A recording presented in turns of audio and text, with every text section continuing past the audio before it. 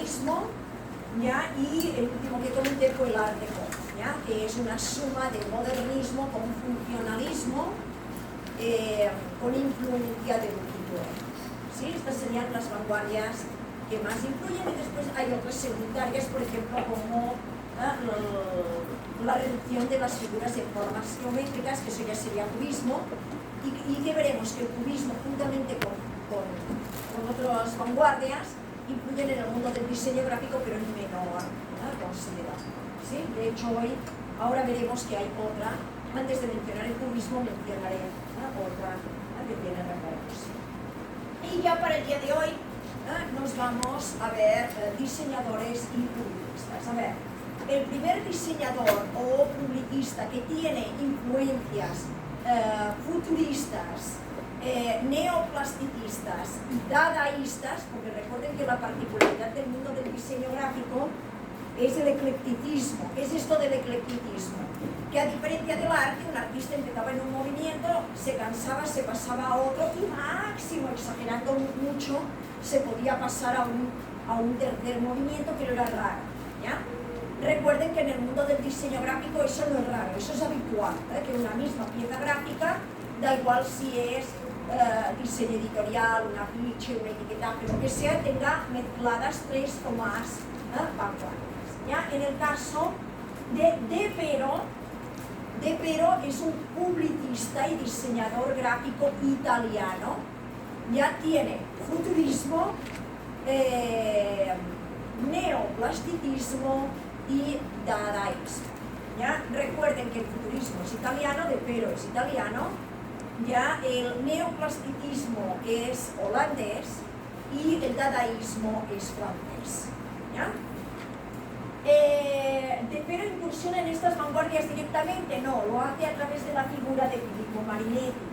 Marinetti no entra en el examen, porque es una figura igual que la de Toulouse-Lautrec que mencioné para el capítulo 3, para el siglo XIX. Ya es el referente. Recuerden que Marinetti era un literato, fue el que escribió el manifiesto dadaísta. ¿Ya? Él no es diseñador, no es publicista, ni tan siquiera es artista. ¿Ya?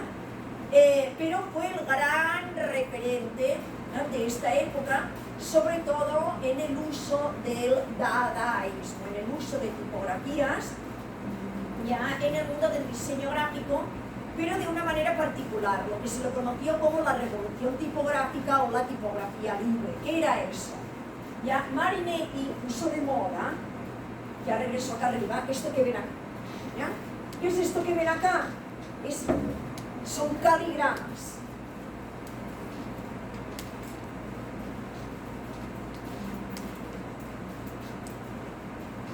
Son caligramas. A ver, ¿qué es el caligrama? El caligrama originalmente nace sobre todo en el siglo XIX, vinculado con el cuento infantil, ¿ya?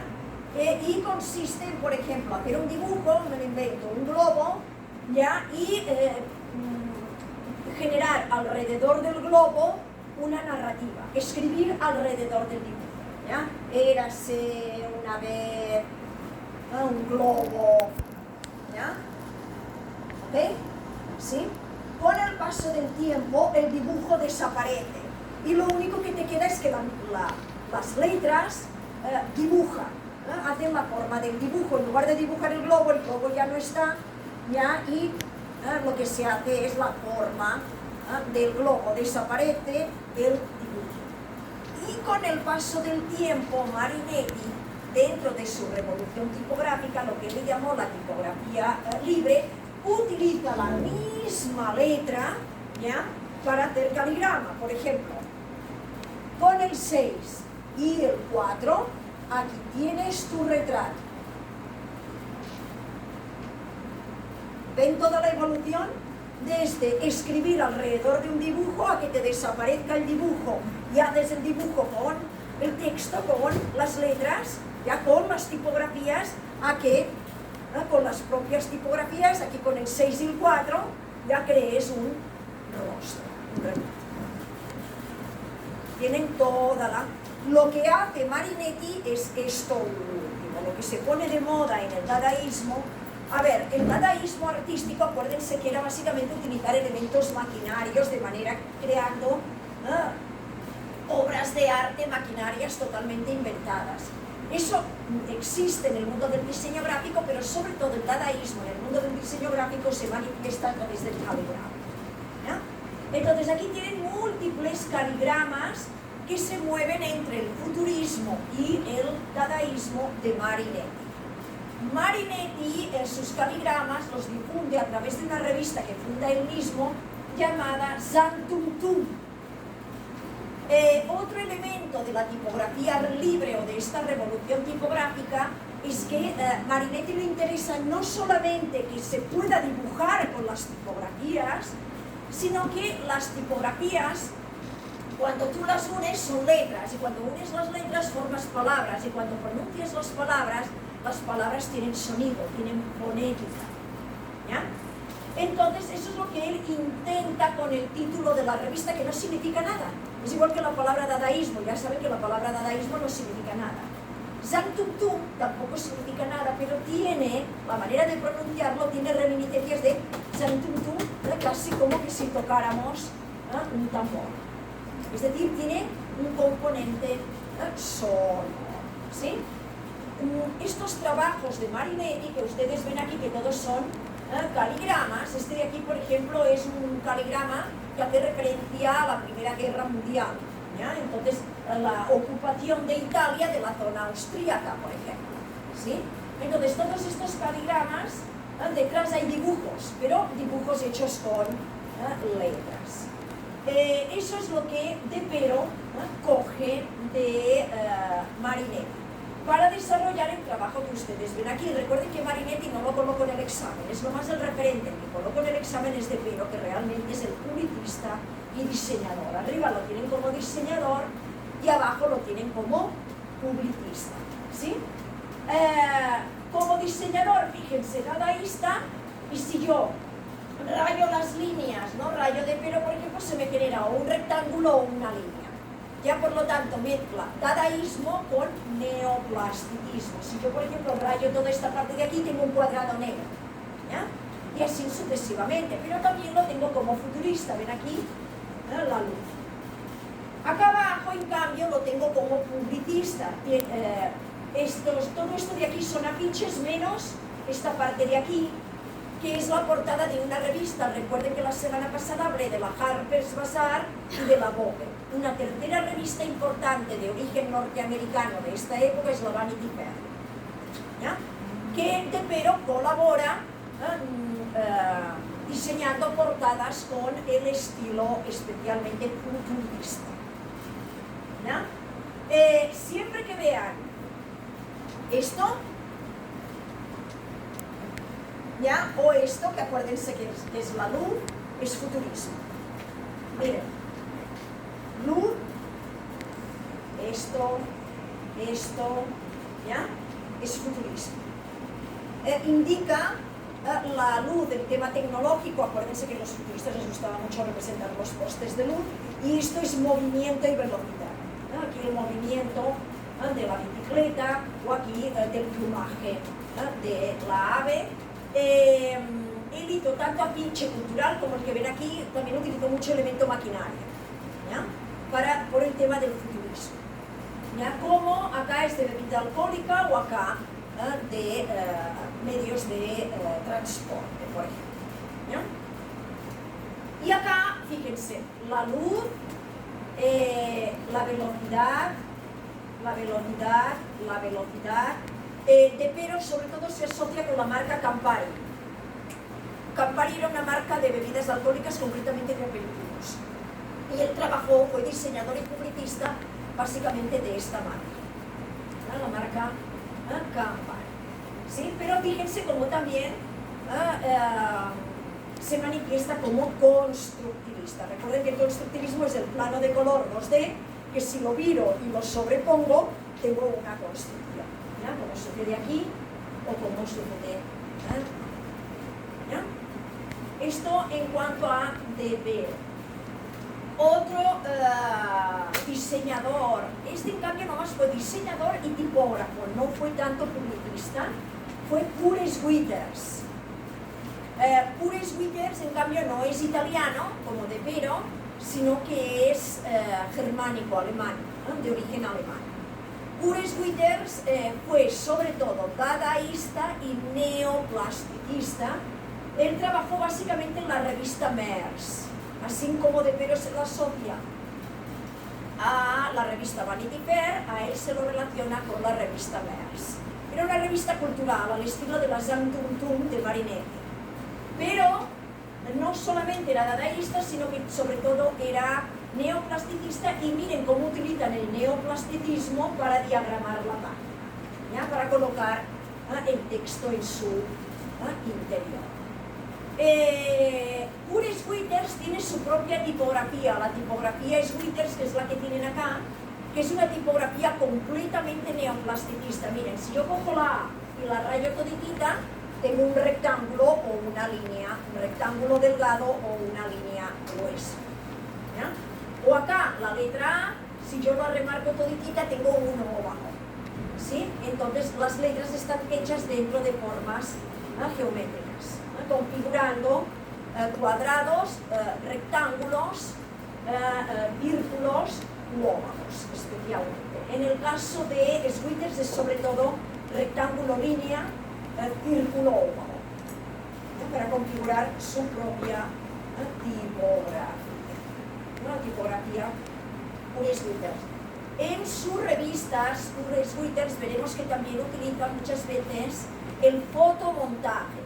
El fotomontaje viene sobre todo de una mezcla de los elementos maquinarios del dadaísmo con el surrealismo. El surrealismo es igual que el cubismo, es una vanguardia, ya que en el caso el diseño gráfico es secundario. Nomás se utiliza cuando el diseño editorial incorpora fotomontaje. Ahora lo vamos a ver, ¿ya? Y lo toman básicamente de Marx Ernest y de Jean-Henri Arndt, ya lo verán. Bueno, la obra más famosa de Pures Withers, aparte de la revista Mers, es un cuento Espantapájaros, que son caligramas, pero caligramas no tan sui generis, no tan embarrados como los caligramas de Marinetti, porque Marinetti hacía caligramas no para niños, sino para adultos, ¿ya? De hecho, la revista Zam Tum Tum nomás duró 2 años, de 1912, creo, a 1914, porque la gente no la entendía. Ya cuando cogían la revista decían, no, ¿y esto cómo se lee? Pures Withers, en cambio, hizo cuentos caligráficos, pero estos sí se pueden leer. Básicamente lo que hizo fue utilizar retórica, como lo que han trabajado ustedes en el proyecto de curso. Personifica o animaliza ya a las letras, ¿no? Por ejemplo, aquí la letra B es un personaje, aquí la U, la T con la H también es un personaje, ya aquí la X, un hombre con sombrero de copa, ya aquí la O con la L y la P es una ave, ¿ya? Por lo tanto, personifica, animaliza o plantaliza, porque también utiliza plantas, ¿no? Con letras también crea plantas, de esta manera crea con retórica sus cuentos. El cuento Espantapájaros lo imprimió en blanco y negro, blanco y rojo y blanco y azul, tanto azul como celeste. Y esto es lo que les decía, ¿no? Pures Withers en su diseño editorial, sobre todo, no en el cuento, sino en la revista Mers, ya utiliza el fotomontaje, ¿ya? El fotomontaje viene de una mezcla, ya les he dicho, del dadaísmo, de los elementos maquinarios del dadaísmo, como vimos aquí. En la introducción el miércoles pasado, a ver, ¿dónde era? Acá. Ya esto es fotomontaje, pero de carácter maquinario, del dadaísmo. Ya, muy a menudo se mezcla con el surrealismo. Uno de los primeros artistas que empezó a hacer fotomontaje fue Marx Ernest. Él no sale en el examen tampoco porque es un artista, nomás sirve de punto de referencia. ¿ya? Y Marx Ernest, a ver, ¿cómo se hace el fotomontaje? El fotomontaje normalmente se hace en laboratorio, ¿ya? Juntamente con los procesos de revelado de la fotografía. Pero se mezcla en laboratorio con collage y con frotage. ¿Qué es el collage? Recortar, ¿no? Fragmentos de etiquetajes, de periódicos, de dibujos, de bocetos, ¿ya? Y durante el proceso de revelado, intervenir la fotografía, ¿ya? Y componer, hacer como una especie de collage entre fotografía, dibujo, etiquetaje, etcétera, etcétera. Entonces el resultado puede ser algo, puede dar como resultado una estética surrealista, como ven acá, ¿no? En estos trabajos de Marx Ernest. Pero también se puede mezclar con dibujos, por ejemplo, bocetos, con frotage. Por ejemplo, el frotage, ¿qué es? Escoger una hoja, seguro que lo han hecho alguna vez. Cuando hay una textura que les gusta, ponerle una hoja encima y pasarle un lápiz. Esto se llama frotage, por ejemplo. Esta técnica va más relacionada con Art. Ya Art era un escultor que primero boceteaba a mano, que es lo que ven aquí, después lo imprime, ¿no? Lo pasa por el filtro de los sistemas de impresión del diseño gráfico y finalmente lo convierte en una escultura. Hacía esculturas de gran tamaño como esculturas para colocar encima de la mesa. Eran esculturas que tenían un toque, eran abstractas, ya son como manchas de reminiscencias orgánicas. ¿Ya? Art. A ver, ¿qué es esto?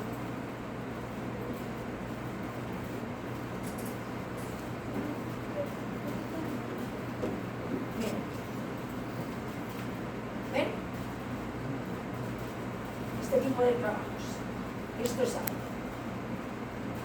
¿Ya? Siempre lo bocetea a mano, lo imprime, lo convierte en escultura. Evidentemente, el boceto a mano y el impreso es el que influye en el mundo del diseño gráfico, que se utiliza especialmente para los fotomontajes. Listo, ¿qué más? Un tercer, en este caso no sería tanto diseñador gráfico, sino más bien sería publicista, es Gearfiel, colega de Schwitters, también de origen germánico, de origen alemán, Gearfiel. Gearfiel es considerado un publicista dadaísta. ¿Por qué? Porque todo lo que ven aquí es fotomontaje. Dadaísta y con un cierto toque también surrealista. Todo es fotomontaje. A ver, Gearfiel fue un fuerte crítico del nazismo, porque Gearfiel era de origen judío. ¿Ya? Entonces ya saben que él, en el contexto del nazismo, en la década de los años, ¿verdad? 20, 30, 40, él estuvo siempre en contra de las ideologías de extrema derecha y él como publicista pues atacaba estas ideologías. Fue contratado en toda Europa, por ejemplo, el último afiche es un afiche que hizo en contra de la dictadura franquista en España, ¿no? En el contexto de los años 30 de la Guerra Civil Española, ¿ya? Y bueno, básicamente lo que verán en él es mucho símbolo, signo y símbolo nazi, porque es lo que critica, ¿no? Por ejemplo, acá ven un fotomontaje, que es un retrato con un personaje con un papel periódico en la cabeza, con tipografías, pues eso lo considera dadaísta, góticas alemanas, porque recuerden que la gótica alemana, tanto manuscrita como después impresa, es la tipografía nacional de Alemania por excelencia. Si un alemán con una letra se identifica, es completamente con la gótica. Así como con el arte, la arquitectura, pues es con la arquitectura gótica, con la tipografía 3/4 de gótica, ¿ya? Y luego allí, evidentemente, hace crítica al nazismo, pues no deja de utilizar símbolos nazis, la esvástica, ¿cómo se llama? Hitler, ¿no? Aquí un árbol que toma la forma de la esvástica conforme el nazismo lo contamina todo. Aquí Hitler que se está comiendo las monedas, las riquezas que le sustrae a los judíos. Acá Jesús crucificado en un rosetón y lo compara, ¿no? Con una esvástica que está crucificando a los judíos, ¿ya? Aquí Hitler regando un encino, ¿ya? Para decir de que va creciendo el nazismo. O acá, por ejemplo, De cara al sol. De cara al sol era una canción, eran unos himnos que cada país tenía los suyos y que hacían referencia a las ideologías de derechas. ¿Ya? En España, por ejemplo, la generación de mis papás, cuando iban a la escuela o al colegio, lo primero que hacían a primera hora de la mañana, aquí se forma, ¿verdad? Pues allí te hacían entrar dentro del aula en fila y lo primero que hacían era hacerles cantar la canción de extrema derecha de todo. Acá, todo de anuncios publicitarios en contra del nazismo, y acá es un afiche que hizo en contra del franquismo español en el año que estalla la Guerra Civil Española, en el que aparece como una especie de fusiles que apuntan a una especie de águila, porque el águila era el símbolo de la bandera franquista, de extrema derecha española, ¿no? Todos son fotomontajes, a medio camino entre el dadaísmo y el surrealismo. ¿Qué más? Y para terminar la clase de hoy, voy un poco rápido porque los quiero dejar en el mismo nivel, el paralelo de la mañana que el paralelo de la tarde, porque ustedes me han demorado más, he estado más largo el documento, y a hablarles de Theo van Doesburg y de Bart van der Leck. Recuerden que allí donde ven van son holandeses, de pelo italiano, Curesbuiters y Gearfield alemanes, Theo van Doesburg y Bart van der Leck holandeses. Ellos básicamente son neoplasticistas, dadaístas y neoplasticistas, pero sobre todo neoplasticistas. ¿Ya?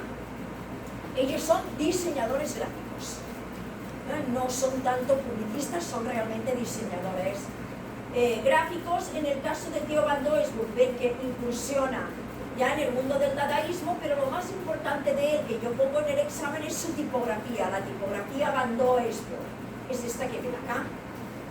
¿Ya? ¿En qué consiste la tipografía van Doesburg? Miren, si yo cojo las letras y rayo todas las letras que tengo, cuadrado, cuadrado, cuadrado, cuadrado, cuadrado, es decir, dentro de un cuadrado, ya a partir de líneas se hacen las letras. Por ejemplo, si hago una línea, otra línea, otra línea y otra línea, tengo la letra A, pero sin salirme de un cuadrado. Ya la diagramación de base aquí siempre es cuadrado. Ya, a diferencia de la que mencioné acá arriba, la de Curesbuiters, que es rectángulo o línea, ya círculo u óvalo especial. Y para terminar la clase de hoy, con esto ya los dejo salir, Bart van der Leck. Lo más importante es su tipografía, que es muy parecida a la de Theo van Doesburg, pero está cortada, ¿se lo ven? Cortado, cortado, cortado, es decir, las líneas, aquí hay un corte, aquí hay un corte. Las líneas no están unidas, aquí hay un corte, aquí hay un corte. ¿Ya?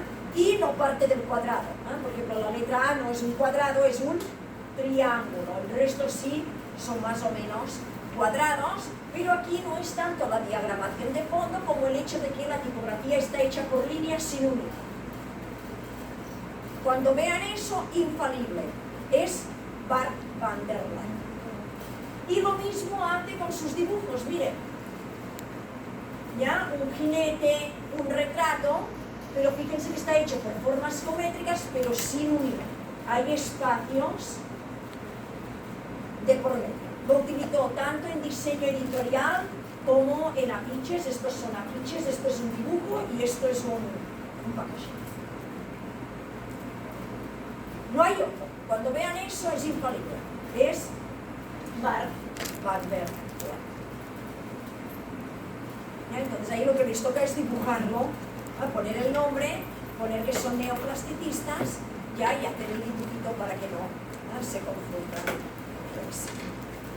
Hasta aquí, a ver, cuando regresemos el 5 de enero, ya entramos en la Bauhaus. Voy a hablar de Joseph Albers, que fue uno de los profesores de la Bauhaus. ¿Ya? Y aquí sí ya nos vamos de largo